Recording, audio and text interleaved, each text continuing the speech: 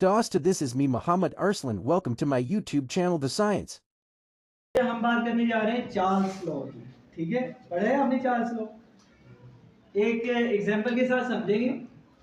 फर्ज करें ये एक सिलेंडर है और इसमें भरी हुई है गैस। ये पिस्टन है जो कि फ्रिक्शनलेस है,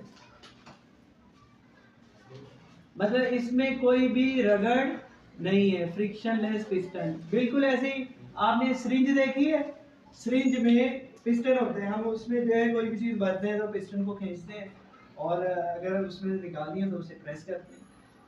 फ्रिक्शनलेस है। ये इसका वॉल्यूम है, इसको हमने टेम्परेचर दिया हुआ है। फॉर एग्जांपल ये टेम्परेचर T1 है तो वॉल्यूम क्या हुआ?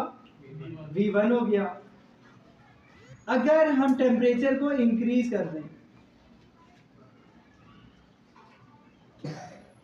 हमने टेम्परेचर इंक्रीज कर दिया तो होगा क्या? अंदर की जो गैस है उसके मॉलिक्यूल गर्म हो जाएंगे।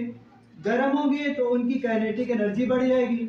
काइनेटिक एनर्जी बढ़ेगी तो ये मॉलिक्यूल प्रेशर लगाएंगे ऊपर की तरफ, जिसकी वजह से क्या होगा? ये जो पिस्टन है ये ऊपर की तरफ मूव हो जाएगा। ये टेम्परेचर हमने चेंज किया जो कि क्या कहलाया? T2। तो वॉल्यूम क्या हो गया इसका? V2। आपने देखा टेम्परेचर इंक्रीज किया हमने तो वॉल्यूम भी क्या हो गया?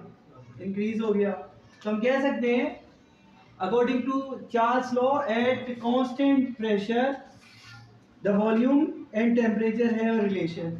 Volume is directly proportional to temperature, means जितना ज्यादा हम टेम्परेचर देंगे वॉल्यूम उतना ही बढ़ता जाएगा।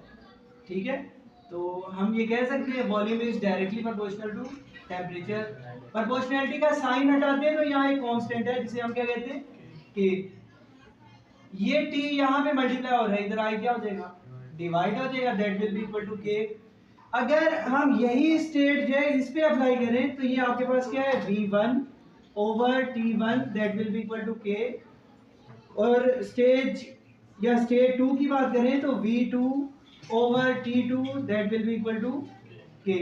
इसको हम कह सकते हैं कि इक्वेशन नंबर 1 है, ये इक्वेशन नंबर 2 है।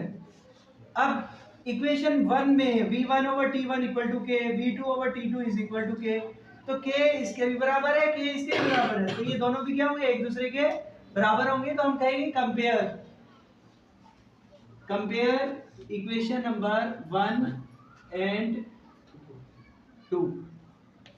इक्वेशन नंबर 1 और 2 को हमने कंपेयर किया तो V1 over T1 will be equal to V2 over T2।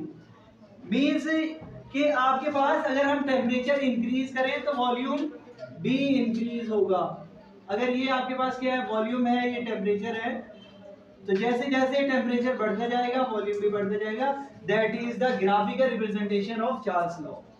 That's all.